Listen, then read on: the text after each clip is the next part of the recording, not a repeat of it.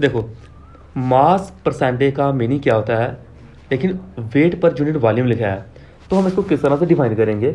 इसको डिफाइन करना है और कहता है वेट पर यूनिट वॉल्यूम, वेट यानी कि मास, ऊपर रखना हमने मास, नीचे क्या लिखना वॉल्यूम। जहाँ पे आ गया परसेंटेज में लिखा हुआ है तो मल्टीप्लाई करना पड़ेगा 100 के साथ, परसेंट है ना तो मल्टीप्लाई 100 के साथ। मास जो है सल्यूट का वो लिया है ग्राम में, उसको डालना हमने किसी सोल्यूशन का वॉल्यूम है किस में लिया, मिलीलीटर में लिया हुआ है।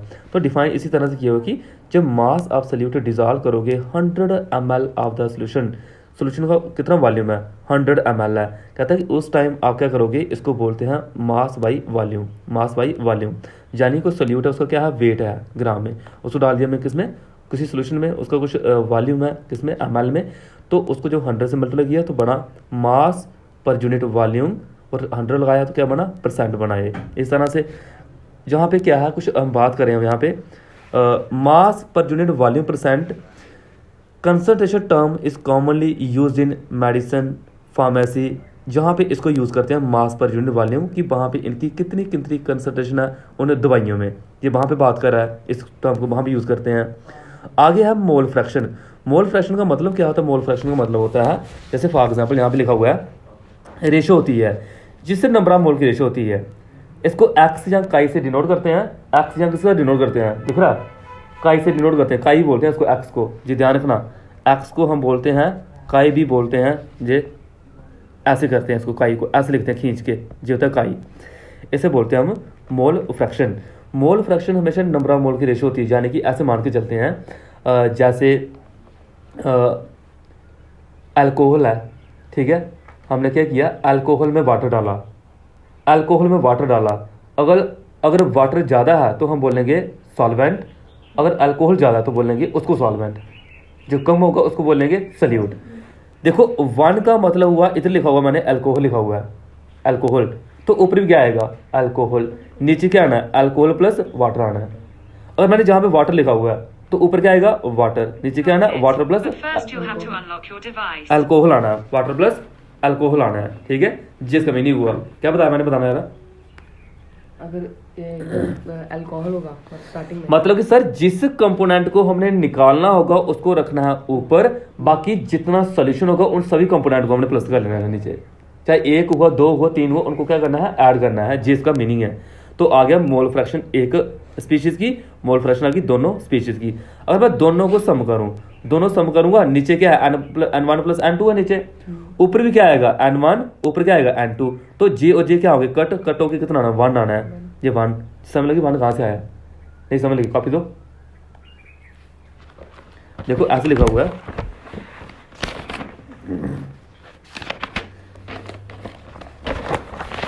हमारे पास आ गया, जैसे मैं मान के चलता हूँ ये मेरे पास है मोल फ्रैक्शन है किसकी है वाटर की है, वाटर इधर लिखा मैंने वाटर, ठीक है, नीचे लिखा मैंने वाटर प्लस हमने ये वाटर डाला किसमें है अल्कोहल है या मिल्क है उसमें डाला है, तो मैं अल्कोहल लिखा यहाँ पे अल्कोहल, तो जहाँ पे क्या आएगा इसका नंबर एरिया 1। अब मैं मोल फ्रैक्शन बात करूँ अल्कोहल की, अल्कोहल आ गया हमारे पास, अल्कोहल जो फार्मूला बताऊँगा मैं, ऊपर क्या लिखना मैंने अल्कोहल लिखना है, नीचे क्या आएगा अल्कोहल प्लस वाटर, ठीक है, अल्कोहल प्लस वाटर, कहता है दोनों को ऐड करो, दोनों को ऐड किया वाटर प्लस अल्कोहल, ये कौन है वाटर, इन दोनों का जे सेम है, इन दोनों का जे क्या है सेम है, नीचे वाला सेम है ना, तो उसको दोनों को सेम लिख सकता हूँ मैं, समझ लगे कहाँ से आया, सेम था वो। तो ऊपर क्या आएगा फिर NH2 प्लस कौन है N अल्कोहल है, तो दोनों सेम बन गए ना, ये कटोगे कितना आ गया 1 आ गया, कटोगे कितना आया 1 आया, कटोगे समझ लगे 1 क्यों आया, जे टर्म सेम जे टर्म सेम, कटोगी पूरी 1 आ गया, ये सेम सेम है दोनों तभी कट हुई है। तो ये याद रखें सम जो होता है मोल फ्रैक्शन का वो हमेशा होता है 1।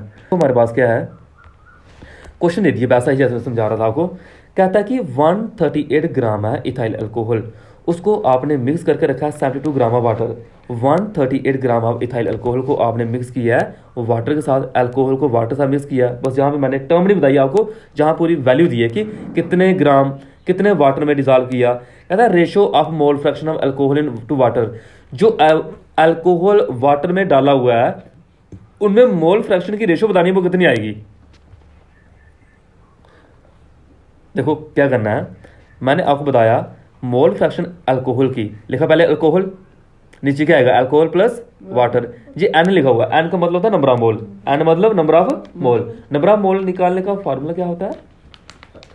Upon molar mass, given weight upon molar mass, given weight upon given weight upon molar mass, given weight upon molar मास होता है। इसी तरह से अगर मैंने यहाँ पे वाटर लिखा हुआ, ऊपर क्या आना है वाटर, नीचे क्या आना है वाटर प्लस अल्कोहल। दोनों को ऐड करोगे, यानी कि ऐड करने पे नीचे वाली टर्म क्या हुई यहाँ पे 2 second S number of alcohol number of water निकाले ना हमने, अल्कोहल प्लस वाटर। ये देखो जहाँ पे ये थोड़ा समझने वाला है ऐसे किए हुए है। अगर मैंने जहाँ पे पेन दो,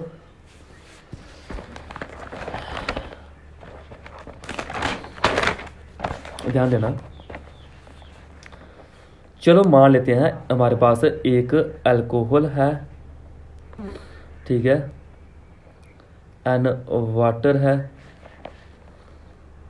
जो हमारे पास आ गया।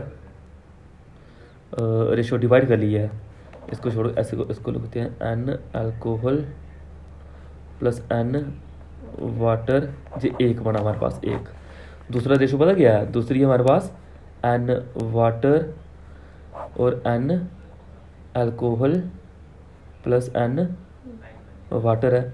दोनों मैंने सपोज डिवाइड कर लिया, मैंने इसको डिवाइड कर लिया। डिवाइड जब करूँगा ना, डिवाइड करने पता क्या आएगा, ये टर्म चली जाएगी ऊपर, ये टर्म इधर चली आनी है इधर।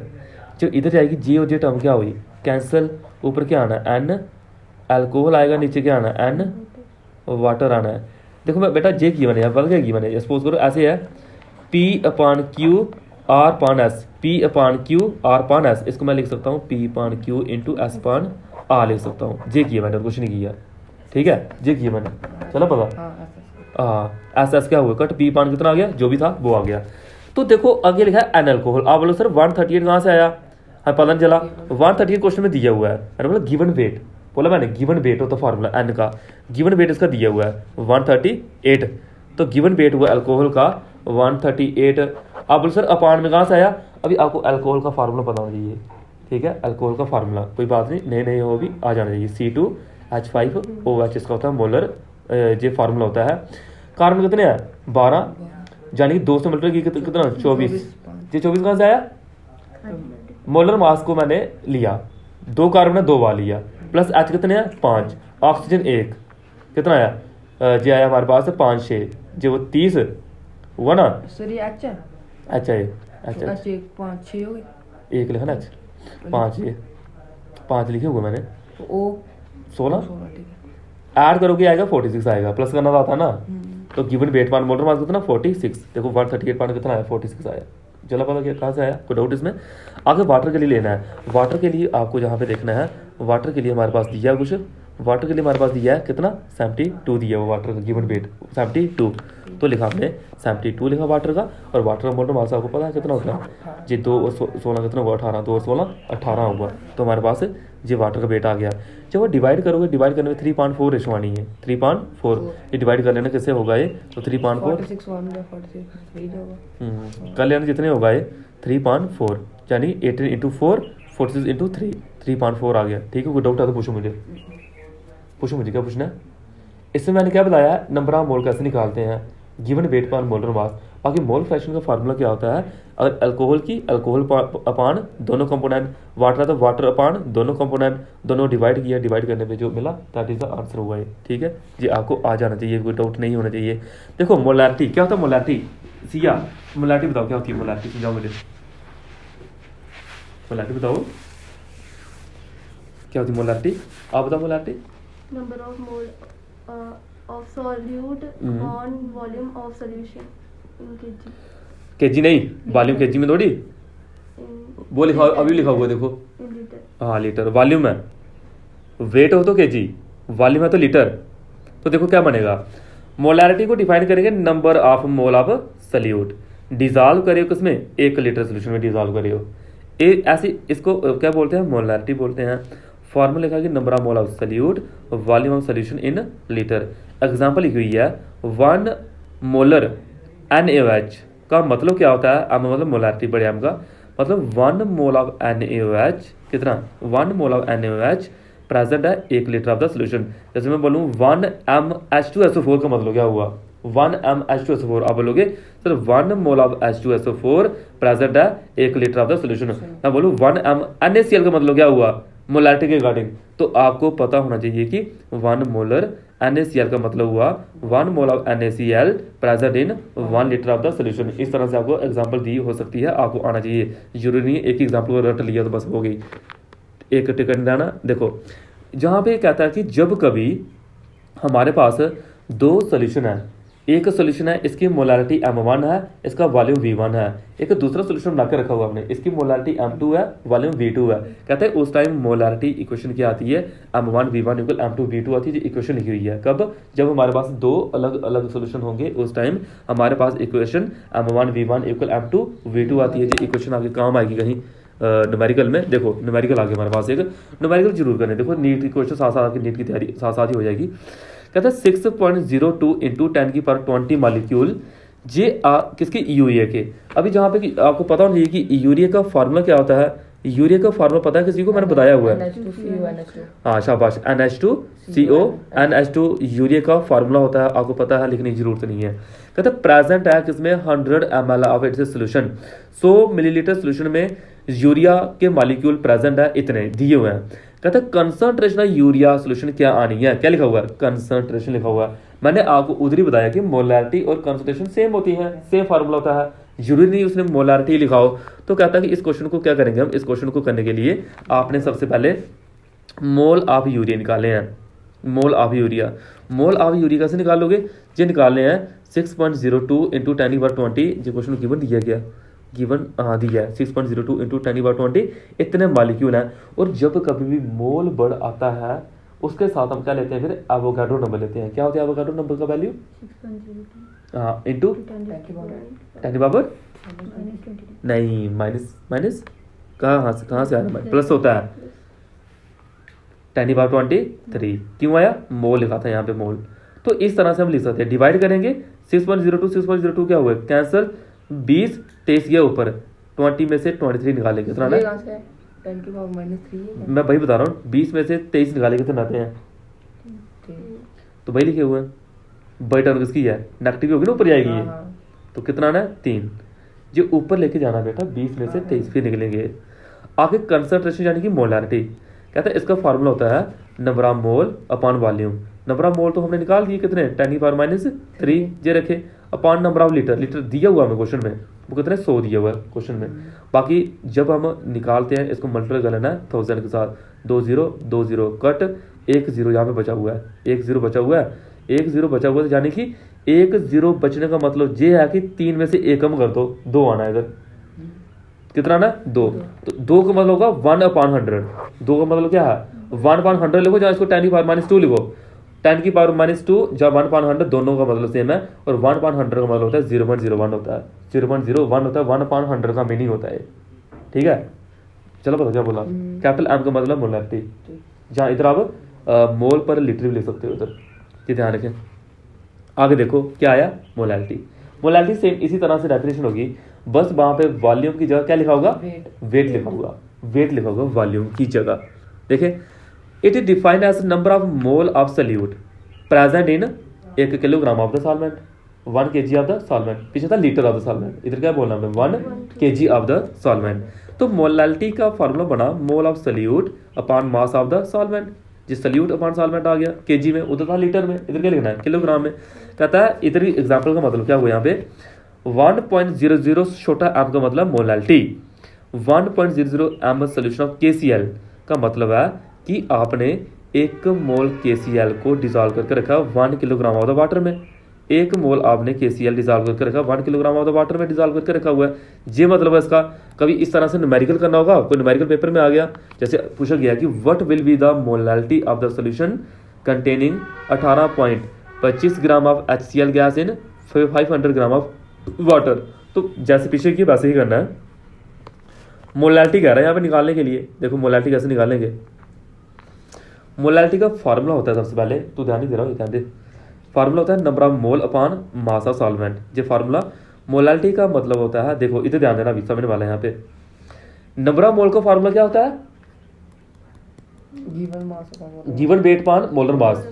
आगे हमारे पास इधर ध्यान दो, गिवन वेट पान मोलर मास दिखता है। ये गिवन वेट पान मोलर मास कहाँ से आया?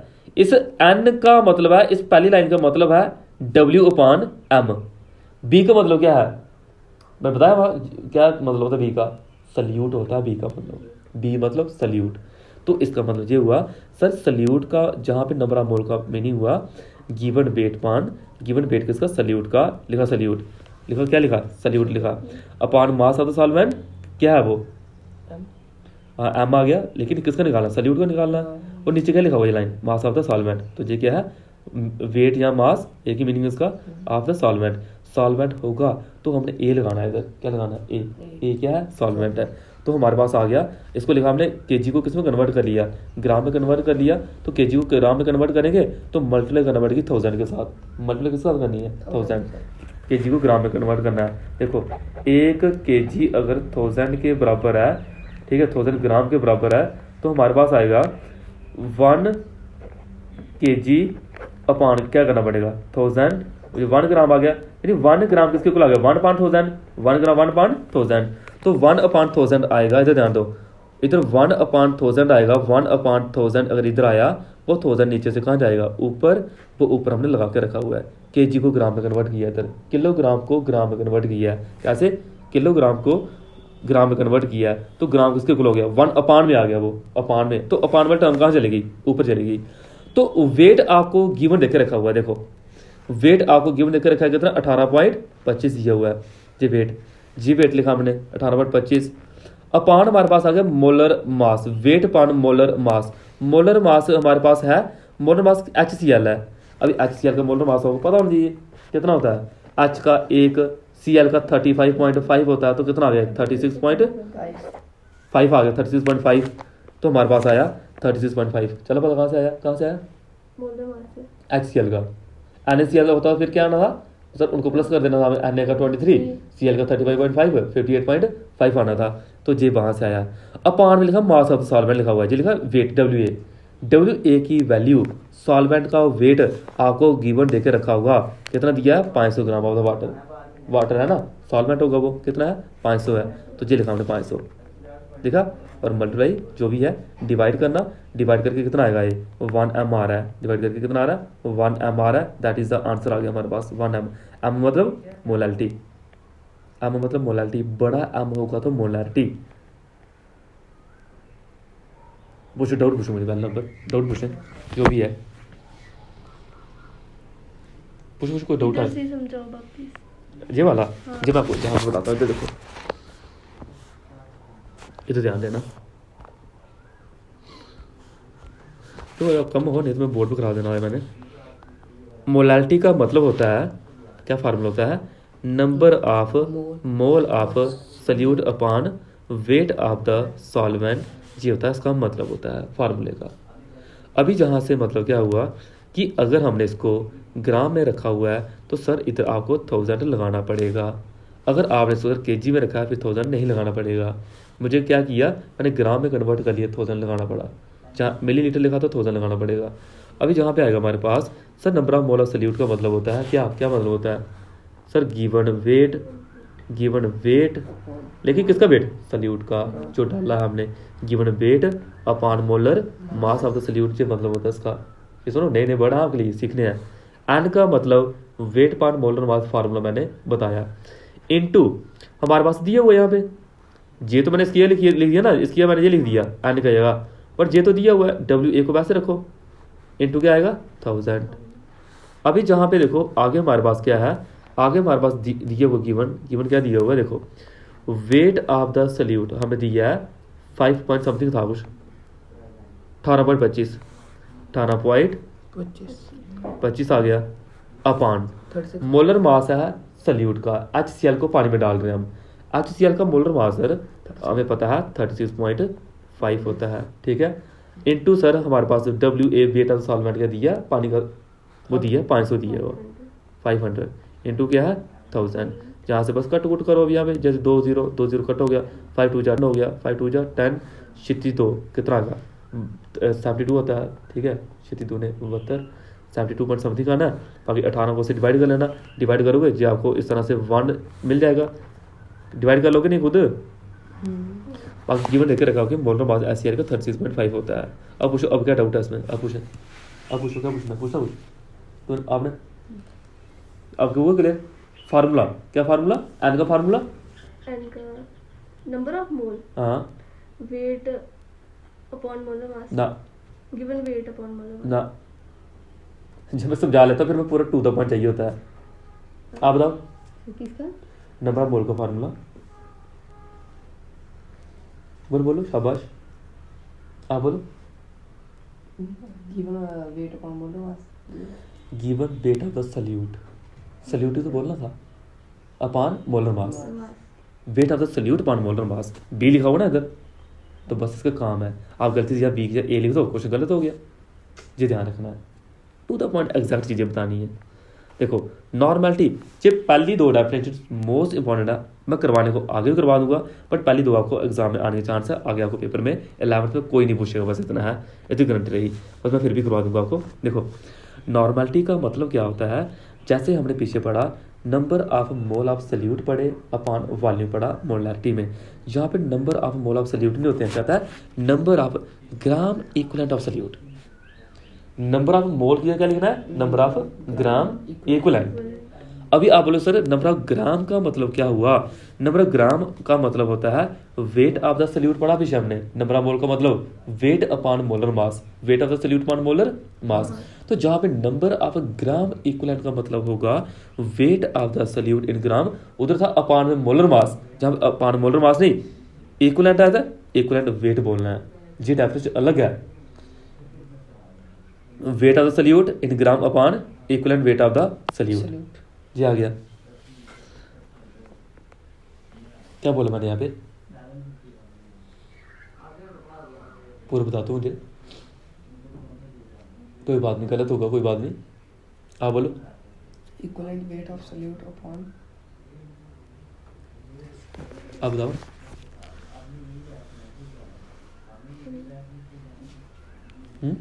Given weight given equivalent weight. Sir molarity का मतलब आपने बताया number of mole of solute upon volume. Sir normality में आपने भी सेम बताया number of mole of solute, number of mole में नहीं बोला सर, आप बोला number of gram equivalent of solute upon volume, same रखना है।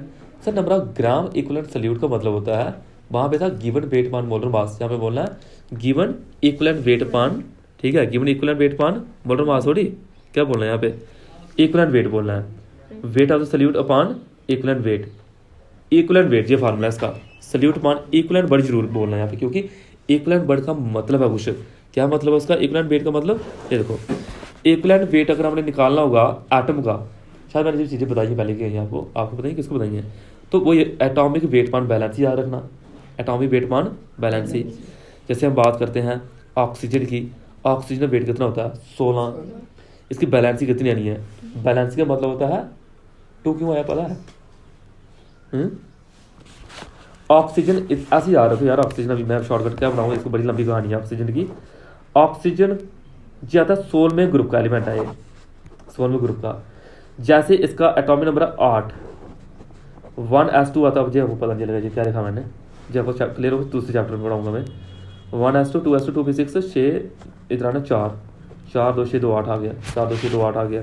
वो इतना बड़ा होगा 10th में आपने कि शेल है सर, एल शेल है, एल में 4 2 6 आ गए, इधर कितने 2 इलेक्ट्रॉन है इसमें, इतना बड़ा होगा 2 6 ही आ गया, इसमें 6 आए, बट इसे 6 नहीं 8 होने चाहिए, यानी 6 में कम कितने हैं? 2 कम है, तो हम बोले ऑक्सीजन बैलेंस कितनी है? 2 का मतलब कि इसको 8 पूरा करने के लिए 2 चाहिए थे, तभी कितना आया? यहाँ पे 2 आया।